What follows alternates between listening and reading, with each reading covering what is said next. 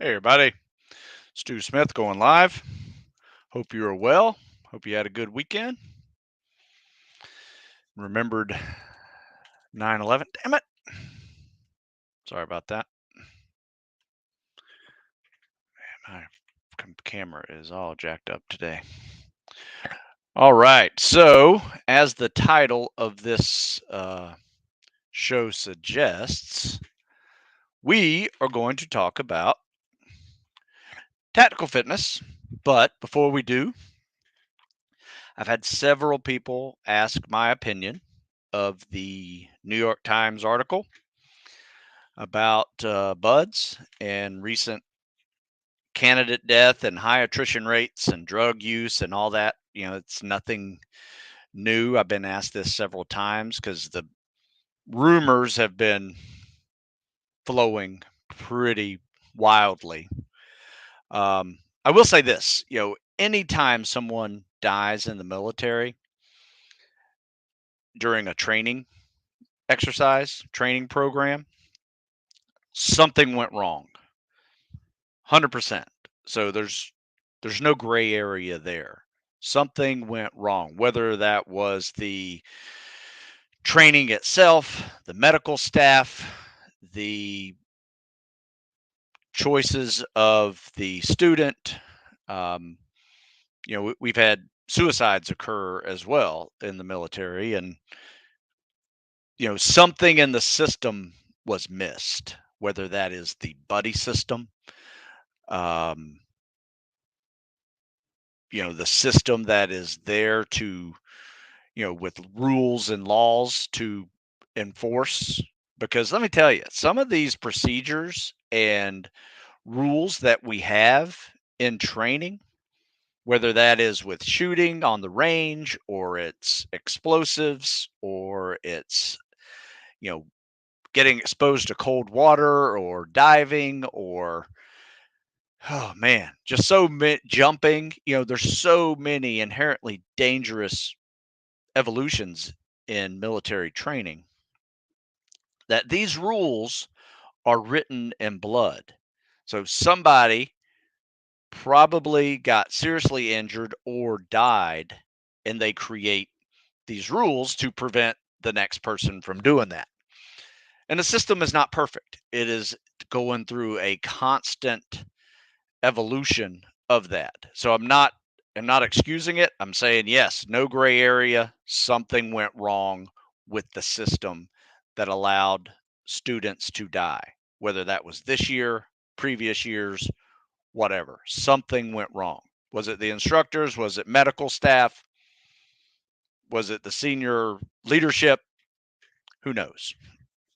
That's what investigations are for. And last I hear, they're doing an investigation on it. I'm sure we'll find out something. Regardless, someone dying in training is a tragedy, and it needs to be fully investigated and figured out what happened. Now, I will tell you this, the attrition rates at Buds have been abnormally and unsustainably high. And you can look at it as two different factors that are causing that. The lack of preparation that people are having to get into that training is still unbelievable. I can't tell you how many people I talk to that are already in the late entry program and just cannot pass that PST to save their life. They eventually pass that PST, but they've done nothing to prepare on that second phase of tactical fitness to get through the training. All they've done is gotten to the training. And I would say majority of the attrition rate, which is normally 75, 80%, are people who just never really focused on getting through the training. They just wanted to get to the training and thought that that PST was sufficient enough. Um, the and that is historical. Nothing new about that. Even with the mentor program, people were just getting good at taking PSTs. They weren't um, they weren't really preparing themselves to get through the training. And all they had to do is look at what the tests were at Buds every week. You had a 4-mile timed run, you should get good at that. You have a 2-mile ocean swim with scuba fins. Yes, you should swim with scuba fins before you go to Buds. There are people who show up after boot camp at Buds Prep who've never done any workouts with swim fins ever. And I got my guys doing them every leg day, right? Twice a week, sometimes 3 times a week. So now about the drugs. There's always been rumors about people taking some form of steroids. I don't even know what steroids would be helpful out there. If it's just pure testosterone, maybe that's why they're testing testosterone right now. They're testing the TE ratio. And if that's above 4, evidently above 4 is potentially dangerous for this type of training. I don't know where they came up with that number. I think 2 is normal. The ratio of 4 is normal for 22-year-old men going through spec ops training, but they allow up to 6 in professional athletes. So I'm not sure what's going on. Not sure where they came up with the parameters for that. Perhaps it is justified, and there are statistical uh, data that prove that anybody over 4 has a higher chance of, cardiovascular incidents. I don't know. I'm not sure, but that is something they're doing. They are testing that now. Hopefully, that will deter people from even thinking about using PEDs because let's be honest, you don't need them. People have been getting through Buds for decades, never even thought about using those things. And if anybody tells you you need them, they're one of 3 people. They are either liars, cheaters, or quitters. Period. And I don't recommend doing any PEDs. It's not necessary. You need to eat well. You need to try to sleep when you can sleep. You need to lick your wounds. That's how you get through Buds. Master your recovery. You don't need extra testosterone to do that. You're probably going to screw yourself up, adding, hormones to your body at age 22, 23. It's just idiotic. And for those of you who, every now and then I see, officers, all the officers are taking them because they're crushing Buds. Officers have crushed Buds for decades. We sent 20 officers from the Naval Academy in 1991, and all 20 of us made it. You know why? Is because we're under boats and logs for 4 years before we even go to Buds. I have guys that are 18 years old freshmen. They got 3 more years of training that are doing log PT, because they want to go to Buds one day and they're preparing themselves for Buds. It's in fact where we work out. There are logs, boats, tires, rucks, sandbags, and we get after it. Right? It's almost unfair how much exposure they have to spec ops. There's probably 5 active duty SEALs at the Naval Academy. And they are constant sources of information and leadership roles, whether it's from the senior enlisted or from senior officers. They if you're talking about performance enhancing, that is performance enhancing, not a drug. But I tell you, the kids are addicted to it because they love it, and they go out there and crush. And when we find out that they're, someone doing something stupid, like taking Viagra to avoid SIPE or whatever, it's a shock, right? It is not prevalent throughout Buds. Everybody I talk to, they're like, I've never seen it. I've heard people talk about it, but I've never seen it. So Yeah, I don't know. I think the rumors are prevalent. I don't think drugs are prevalent at buds. Now, I will say this, there was a high attrition rate the last couple of years. Two reasons for that could be post-COVID issues, just a crop of um, incoming students that weren't as prepared as they should be. But I will tell you this, having sent guys there well prepared and them still not making it out or getting broken because they're just driving them hard, that was something I had not seen in quite a while. Um, and sometimes, it seemed like uh, it was somewhat toxic under boats and logs within the boat crew. Instead of leading the boat crew and just being as fast as your slowest man, they were driving people out, which kind of sucks, but I mean, that is kind of like Lord of the Flies mentality, which I did not see that when I was going through. It was, you had a discussion at the end of the day with the people that were slacking. You didn't try to hurt them or trip them or make them fall or things like that. You weren't part of the instructor staff. When I heard one of my guys say, "Yeah, I wasn't ever scared of the instructors. I was scared of the students." That's when, the class itself has become somewhat toxic. And if you think you're in charge of running people out, that's bad, really bad. And it happened. Now, from my understanding, they have fixed that. They have somewhat, replaced some of the instructor staff. They have added a chief warrant officer, who is the like guy in charge of safety of every evolution that occurs at Buds.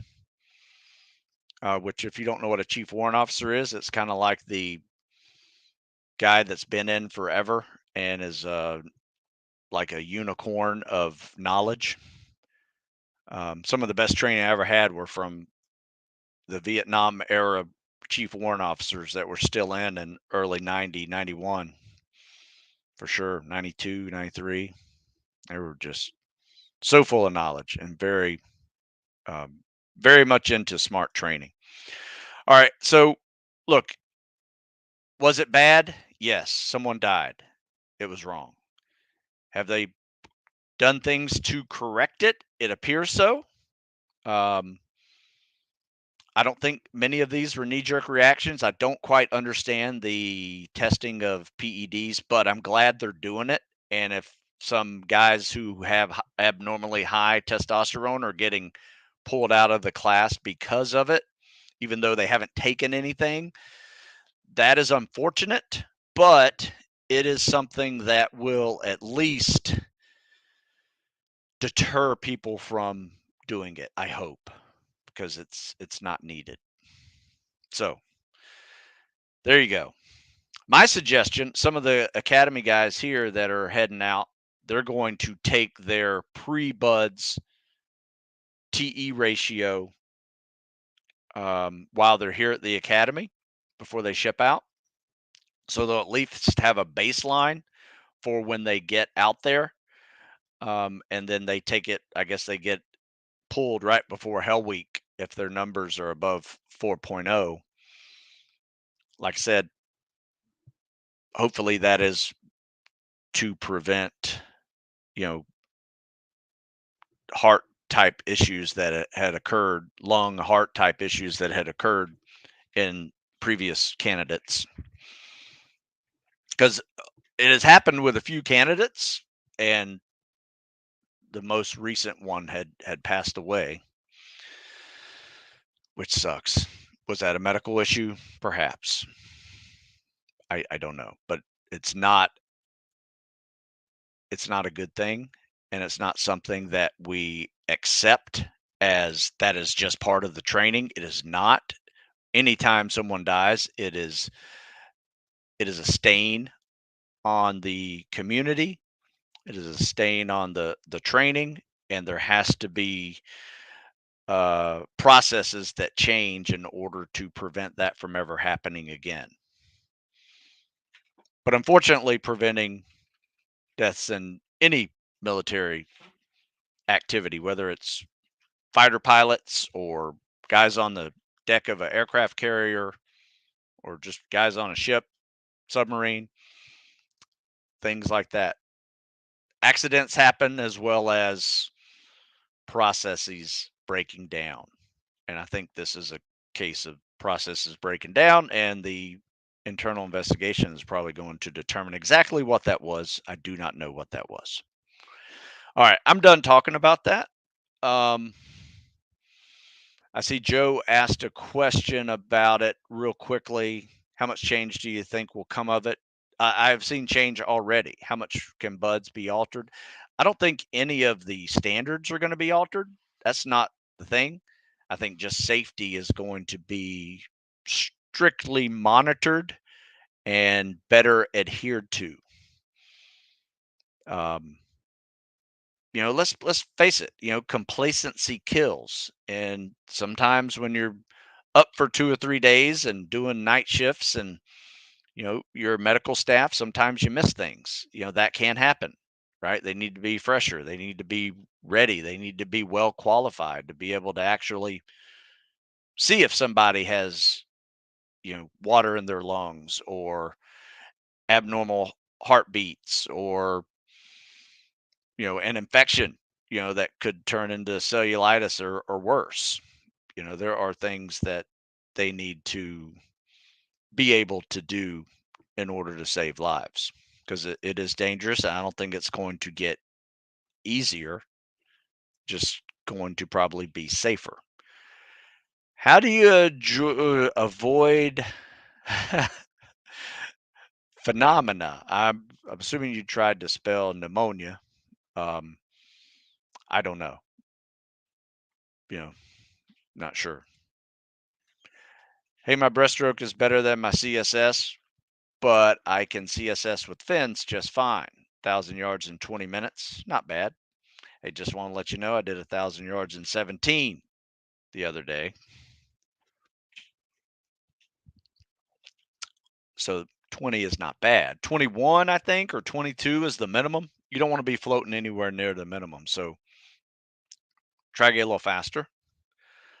I know the PST, I'm technically allowed to do breaststroke. Yeah, you can do breaststroke.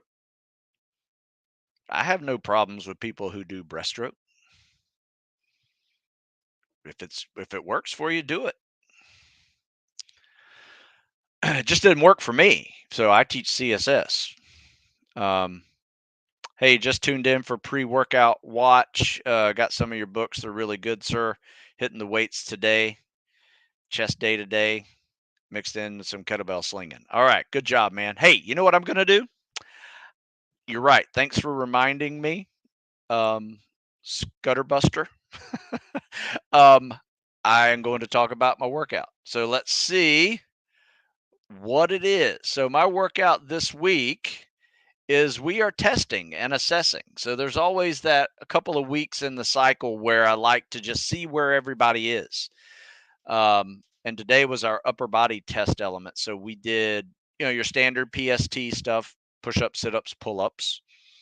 Then we ran a mile and a half. Then we came back. Some guys did the weight stuff first. So we kind of split the weights and the calisthenics in between a run. So some guys did the bench press, body weight, max rep. So whatever you weigh, you put it on the bar after some warm up sets and crushed out max sets. I was pretty pleased with mine. I did 13 at 205 pounds. I weighed 205, 13 reps. So my goal is to get everybody over 10 reps. 15 is better. So hopefully by this end of this winter lift cycle, I'll be 15 plus, may even be a little lighter if everything works out. Yeah, but we had a dude hit 20 on his body weight bench. He weighed 170. Good pound for pound strength there. 20-pound pull-ups was a part of the test. We had a dude hit 20 reps at 21 reps at 20-pound pull-ups. That was pretty good. I did 14. but I did 20 without weight, and did like 90 push-ups, 90 sit-ups. I think the fastest run we had today was like 9 flat. Though we had a dude that said, he had recently run a 8:15, but had run did a 18 miler yesterday for a marathon he's doing. So his legs were a little beat up. And then we did a little workout following. Just did a whole bunch of pull-up, push-up, sit-ups with 800 meters in between sets. And our next test that we couldn't do this morning that we're going to do at lunch is a swim 1,000-meter with fins, or 1,000 yards. And then we'll do an extra 50-50 workout on the back end of that. Tomorrow is our lower body day, where we'll do your choice. You can do a deadlift, or you can do a back squat, max reps. And whichever one you don't do, you can make it up later in the week. Probably going to do another lift on Saturday. So I want to get both back squat and deadlifts 3-rep max. So what you can do 3 times. Then we did a 5-minute plank test, just pass or fail, 3-mile ruck. And then we do a little extra workout with some quarter-mile runs with squats and lunges, swim with fins for 2,000, tread water for 10 minutes, no hands. That's a test. And just do a little cool down. Wednesday's nice and easy. It's our mobility day. Thursday, we're going to run the hill, which is like 2.25 miles just to get to a hill. Run the hill 5 times, which is a half mile up. No, I'm sorry. Quarter mile up, quarter mile down. Hit that 5. Some guys hit 10. Mix in some squats and lunges and half-mile intervals on the way back. And then swim with fins after that. So we'll see how that feels. That may be a little challenging after a leg day on Tuesday, a mobility day on Wednesday, and another leg day on Thursday, but there's no weights involved on our Thursday legs. It's just calisthenics. And then day 5 is a beach run and ruck and a swim with fins. Not long, probably like half a mile swim with fins, so about 1,000 meters. And then our upper body day, it's going to be a tough one. It's going to be whatever you missed during the week, try to make up some tests, as well as mix in some bear crawls and fireman carries and pull-up, push-ups, dips, some mile run intervals in there as well. So it's a good week. It's a good week. The first 2 days aren't too bad. Testing is actually kind of easy. But so we try to add in some bonus workouts at the end of those. And then the last 3 days of the week will be pretty tough on the higher mileage end.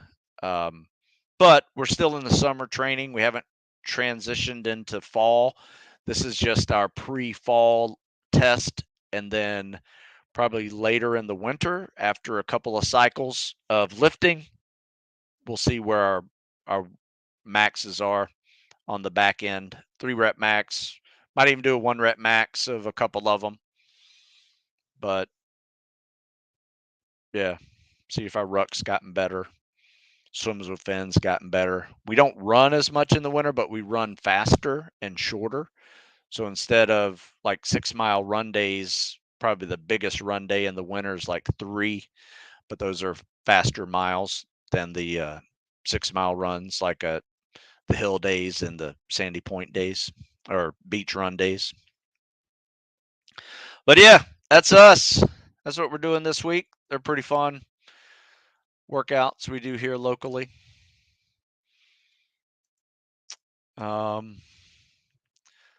Let's see. Take some more questions. Say, did that one? Did that one? Okay, on a lighter note, thank you, Joe, for a lighter note. Provided one can recover and is strength training concurrently, how detrimental can high mileage running be for the long run? 45 to 55 miles a week, or is it fine provided you can recover? Well, here's the deal. If you're trying to maintain your strength and maintain your running times, you can do that. However, it is very difficult to improve your strength when you're running 40 miles a week or more. It is difficult to improve your times on those runs when you're doing heavy 1 rep max strength training type stuff. So if you're doing 5x5s or, really pushing the weight, it is difficult to improve your pace on those kind of timed runs. So, yeah, I mean, I did that for a decade and, just kind of maintained, 40 miles a week, heavy lifts. I wasn't trying to get better at running, you know, but if there was a cycle where I needed to improve my mile and a half or 3 mile timed run, which there were, um, that always tended to max or match with the periodization idea that I had back then. And I was just first putting it into place where, I would drop the weights and just focus on the run and calisthenics, and always saw improvements in running times when I was able to drop the weights. But like I said, if I'm happy with my run time, I'm maintaining that 7 minute mile or whatever I needed to be a decent maintenance. I threw strength training in there too. You can definitely do that. However, if you have a weakness and you need to get better at something, let's say you need to drop that down to 6 minute mile pace, I would probably reduce the mileage, work on speed, and reduce the heavy weightlifting. I mean, that's basically what this is. This is, you know, tactical, seasonal tactical fitness periodization allows you to do all that. But the one thing we don't do is heavy lifting and high mileage running mixed together. We may do it in a block periodization form where you're doing like 3 weeks of heavy lifting and then you do 1 week of calisthenics and cardio, kind of like a strength deload, but it's a good maintenance. We've even seen some improvements in PT scores and running when we did it that way. So we're probably going to continue to do it that way. I think that was called the increased strength.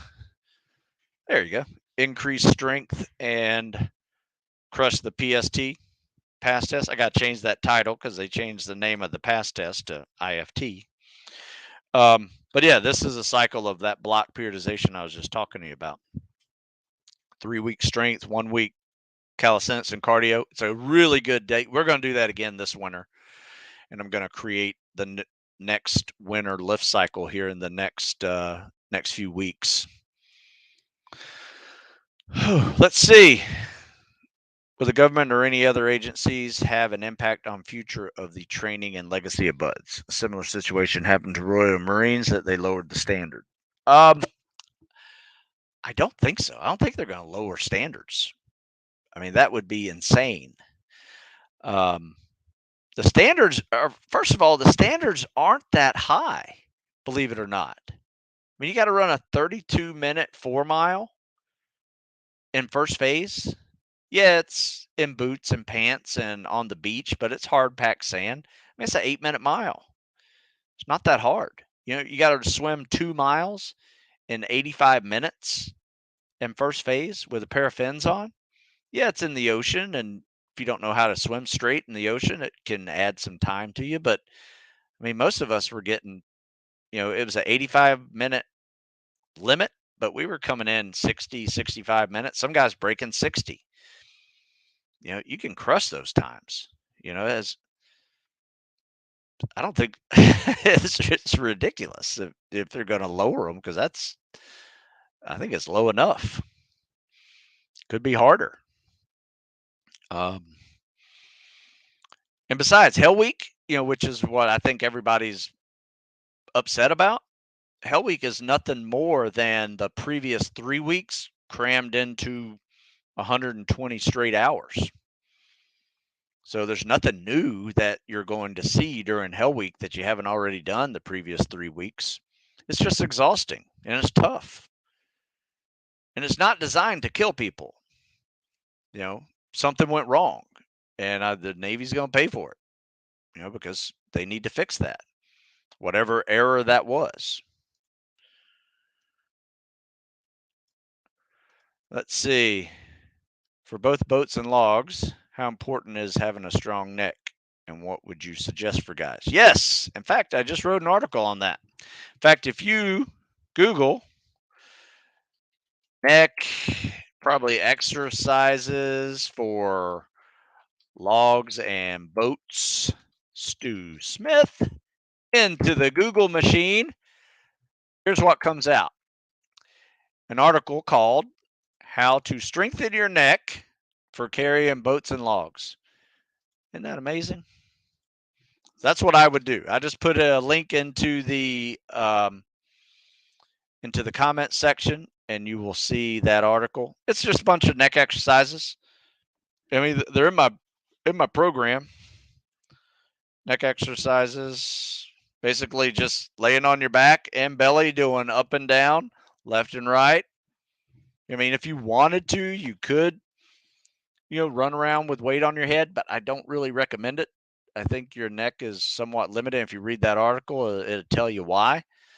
You can do it some, but I don't recommend it doing too much. And just strengthen the muscles around it. Just using your weight of your melon as good weight for your neck muscles. But yes, it's very important. Now the good news is you will only do logs and boats for 4 weeks of a 26-week course. So the first 4 weeks are very intense on logs and boats and load bearing. Now, the remaining 22 weeks, you're going to be running and swimming and doing a lot of calisthenics and O courses. And yes, you'll ruck in third phase and you'll carry around tanks on your back in second phase. So there is a certain amount of load bearing done there, but it's not in the form of logs and boats. So just really have to have enough durability to last those first 4 weeks and not be completely broken by the end of Hell Week. How do you do that? You never know. I mean, I don't think there's a way to pre-test that, though I will tell you if you had some strength training under your belt, just to build some of that natural durability of a strength, and then you add in some work capacity with some muscle stamina and endurance mixed in all together. Doesn't have to be in the same cycle. It can be different cycles, and then it can be a maintenance cycle of everything together. Yeah, that's how you do it. And it may take years, may take a year or two to really do it. I mean, I would say for me, it was at least a year and a half to really go from the idea of wanting to go to buds to being a good buds candidate. And then I had another year to prepare for that journey. So 2.5 years of preparation. And a year prior to buds, I was able to test to be able to qualify for that. That's how they do it at the academy. Um, so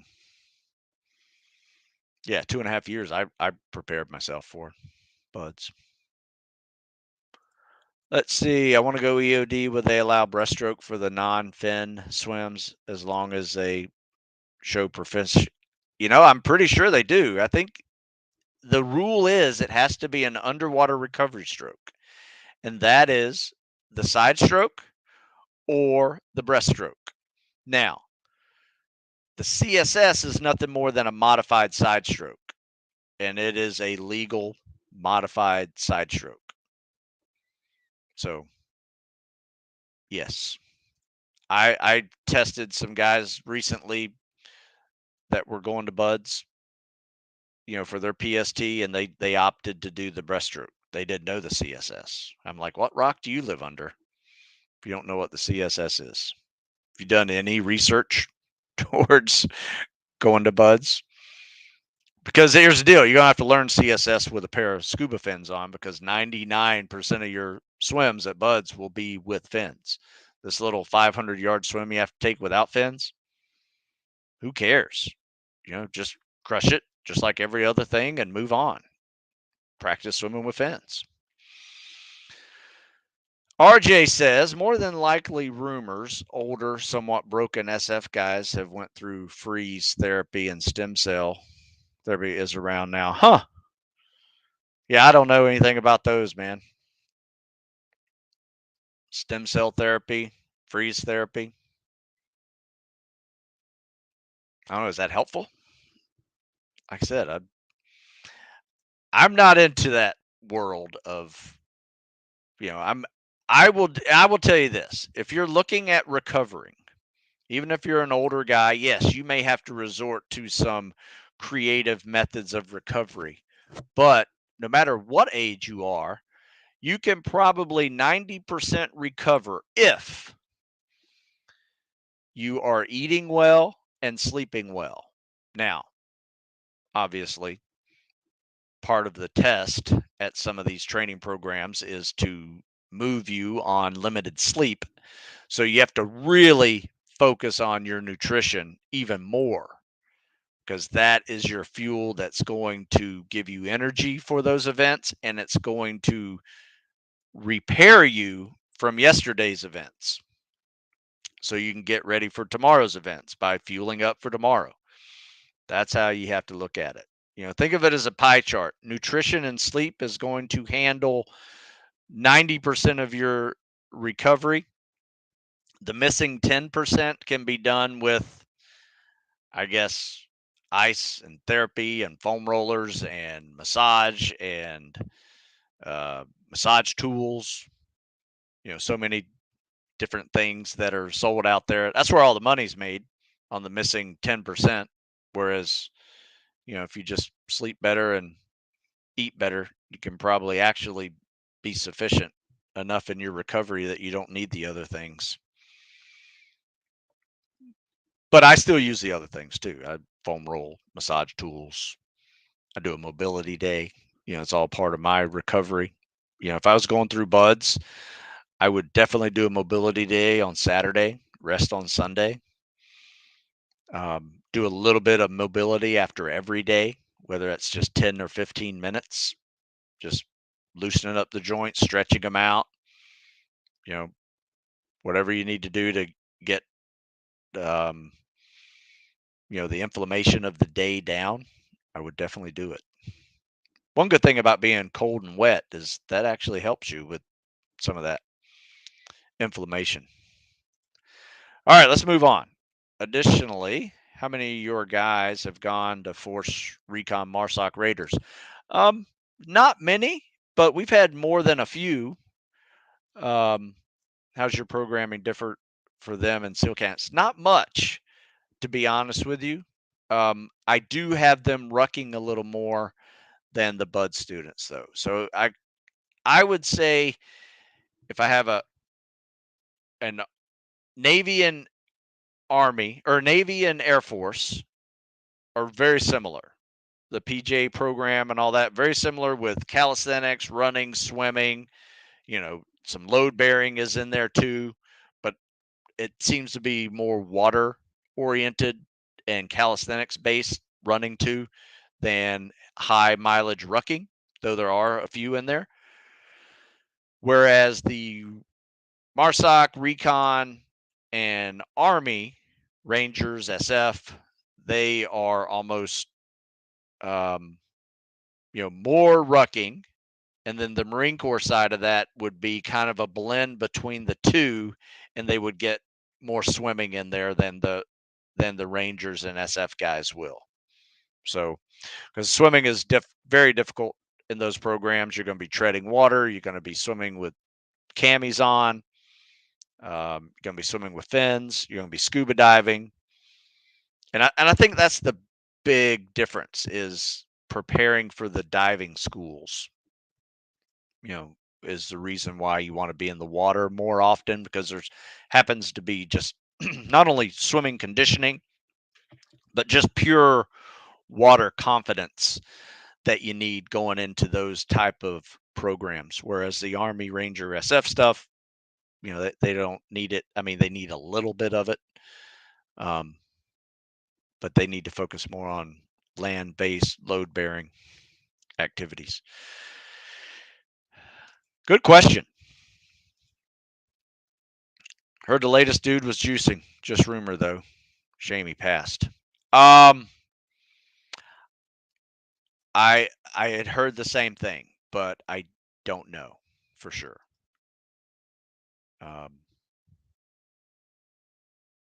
he had something happened, and I'm not sure if it was partially his fault and definitely medical's fault combined to create the perfect storm for that situation to occur. But that's typically what happens. There is usually a group a group of or sections of problems that had occurred, whether it's the individual or it's the process, and both of them kind of meet in the middle to create this perfect storm for just everything falling apart and the process not working. So, not making excuses for buds, not at all. Like I said, there's no gray area. Something went wrong and needs to be fixed. But that is usually a medical safety fix versus a standards fix because I don't really think they can do anything to make the standards easier unless they shorten Hell Week. That would be not necessary. But Stu, are you doing more yoga type stretches? Do you do it because of age, coming 50, coming from a 50-year-old airborne infantryman? Do you if you're over 50, I would highly recommend you doing yoga based stretching. That's what I do. At 53, I do a mobility day where I do non-impact cardio followed by yoga-based stretching and movements too. So it's not just holding a stretch; it's actually like a dynamic stretch.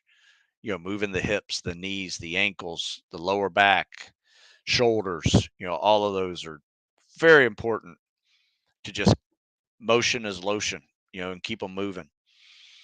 Um, but yeah, but I do it with my younger guys too because you know the mastery of recovery is longevity, or longevity is the mastery of recovery, but also optimal performance is the mastery of recovery. And you need some of these days in there. Now, as the guys start getting closer to um, their spec ops selection, I recommend them moving their midweek mobility day towards the weekend and doing more weekend mobility work and versus midweek mobility work because there's no mobility day on Wednesday, when you're going through a selection program.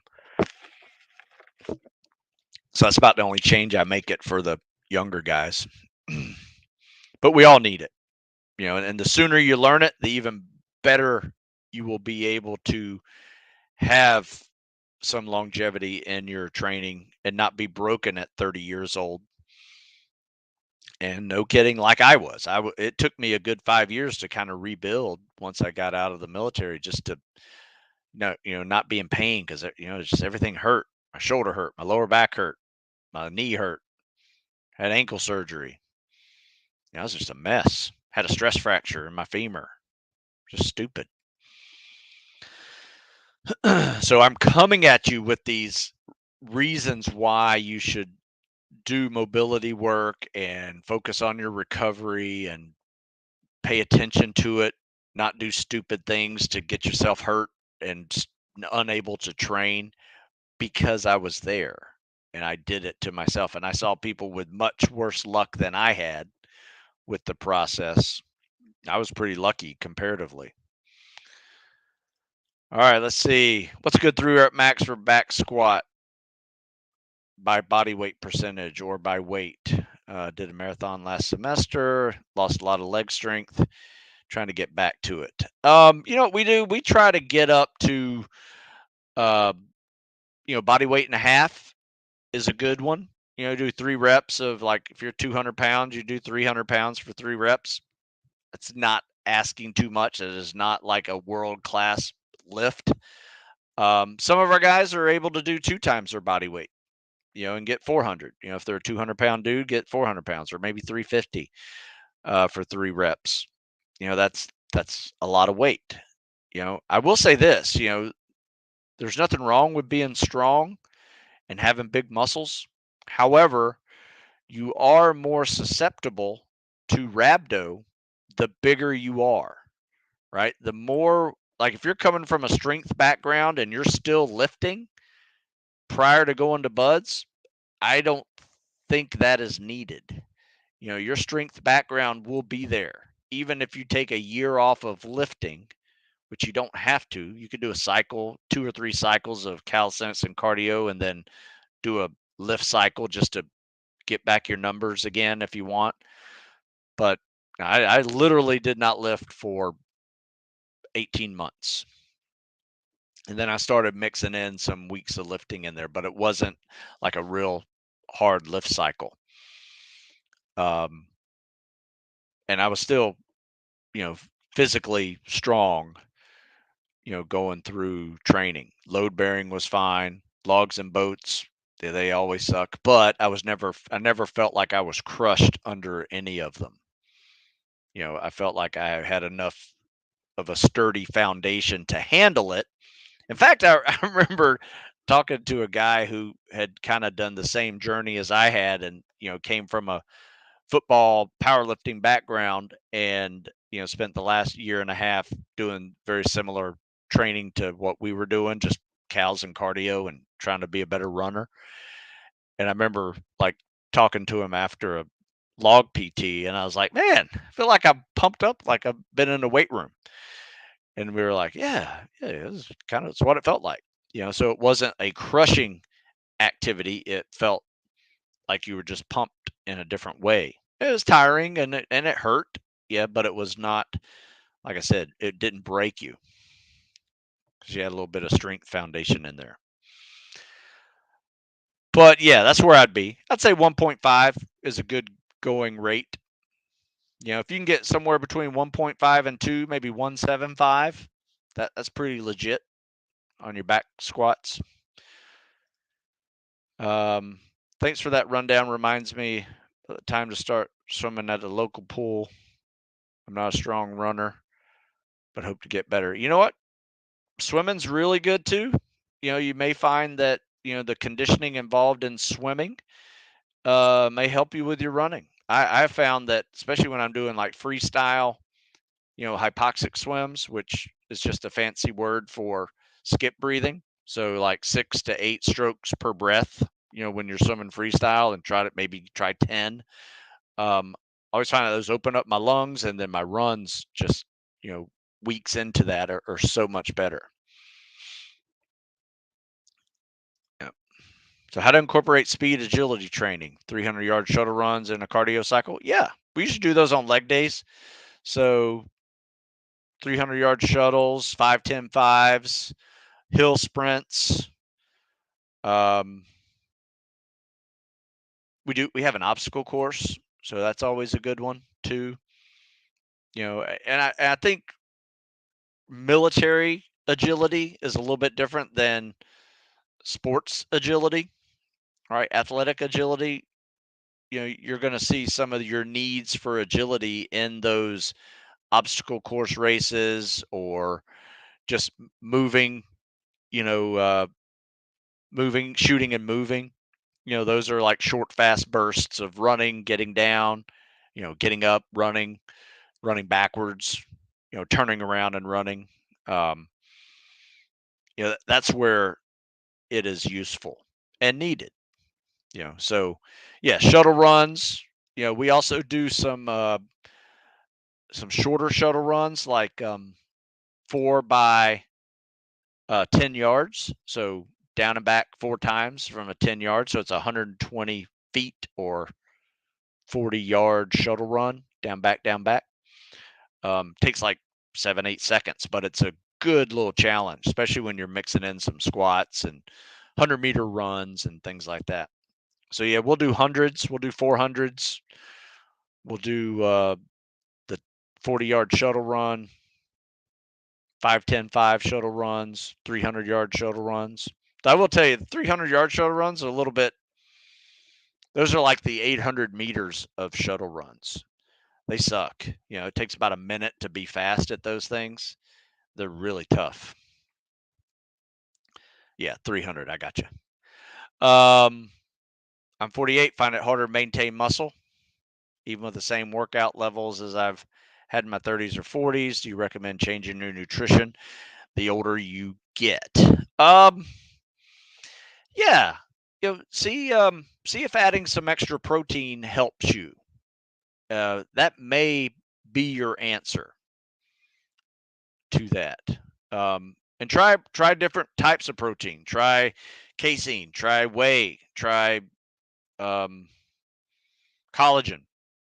Peptides. All of those are good options. I use these little frog fuels, power proteins. It's all collagen based protein in there.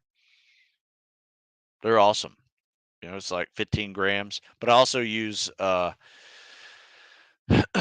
take a drink in the morning, and it's basically almond milk, just because I like the flavor of that. And then I mix in simple greens. So I get all my fruits and vegetables in 2 scoops. I still eat fruits and vegetables, but just some extra fruits and vegetables. And then I'll put in collagen peptide, protein based peptides. And that's a good one. That's a good one for me, especially as I'm aging. Helps with joints, helps with skin, you know, all those little things. So see what you think of that. I would definitely try some whey. My suggestion for whey is Ascent protein. I really like them.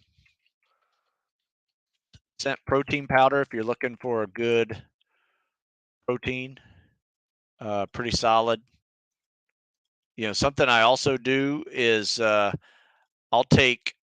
I just put a link in here for you for the Ascent protein. Um, I put. I'll get non-flavored yogurt, and then I'll put vanilla protein powder in it, stir it up, and it feels like a food, right? It's very filling, and it's a good source of protein. And yogurt's also good for digestive system. Um, it's a good combo. I did have a guy on. If you take a look at the recent podcast we did with Lieutenant Colonel Nick Barringer, he's a PhD in nutrition.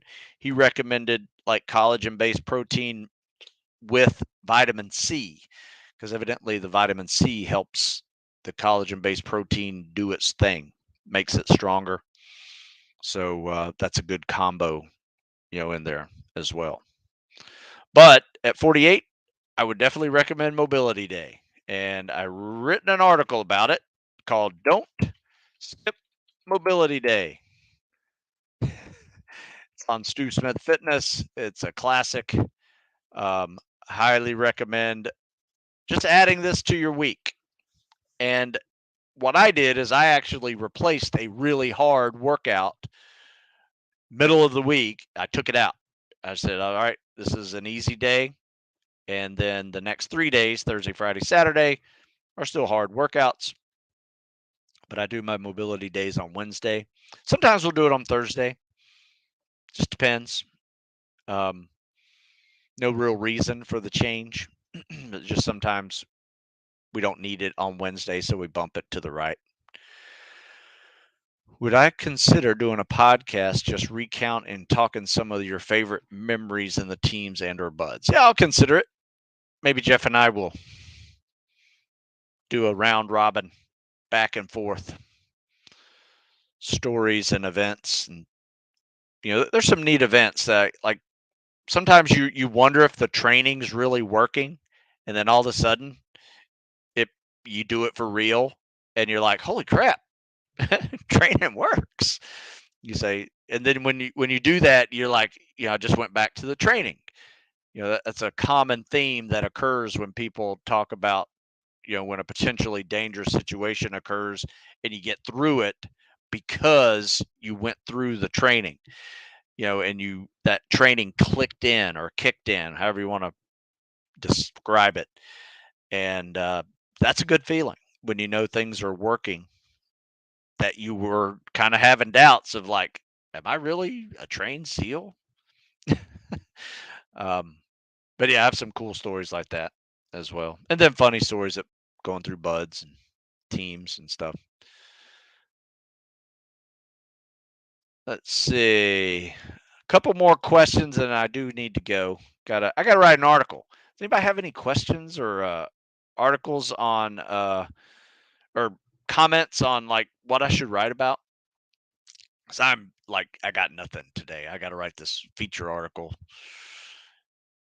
before noon. PT reset, yes, for upper body accessory work. If you could add 2 or 3 more exercises for lower body accessory, what would they be? Good question. I would do swimmers. In fact, I have. I would do swimmers, right, where you're laying on your belly and just flutter kicking and you're getting your thighs off the ground, right into the butt and lower back, right? Really flexes those muscles. Those are really good if you're having lower back spasms. Sometimes that can tire out the muscle so where it quits spasming. Another one would be like dirty dogs, where you're on all fours and you kick that back leg up, like you're peeing on a hydrant, right? And so that type of hip movement, um, planks, side planks, those are all good, like just stability work exercises that I think are very beneficial for lower back. In fact, let me see. I think I have it sitting right here. The exercises I've extended to do the PT resets. In fact, I will put it in the comment section. I'm not sure how this is going to come out because these are hyperlinks. I don't think the hyperlinks are going to come out, but they're all on YouTube. If you Google reverse push-ups, birds, arm haulers, swimmers, you'll find them all, a video of me doing them. And I've written a couple articles about them too. Got my SO contract, ship out in October. Congrats. What would you recommend to stay in shape at basic? You just got to work out when you can, basically. And what I mean by that is it's going to be hard to squeeze it in workouts. Um, during a busy day, but you got to mix in some lunges, you got to mix in some push-ups, got to mix in some sit-ups. You're probably not going to run that much, but when you do get an opportunity to run, make sure you take full advantage of those run sessions. Um, yeah, yeah, you just gotta mix it in. And maybe have an upper body day and a lower body day.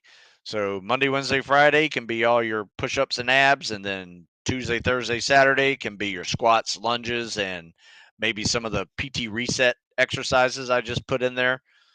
Just to work on some balance and stability when you're not getting a lot of a PT. But yeah, that's what I would do. I mean, you're not going to get in shape at boot camp. Expect to be out of shape at the end of boot camp somewhat.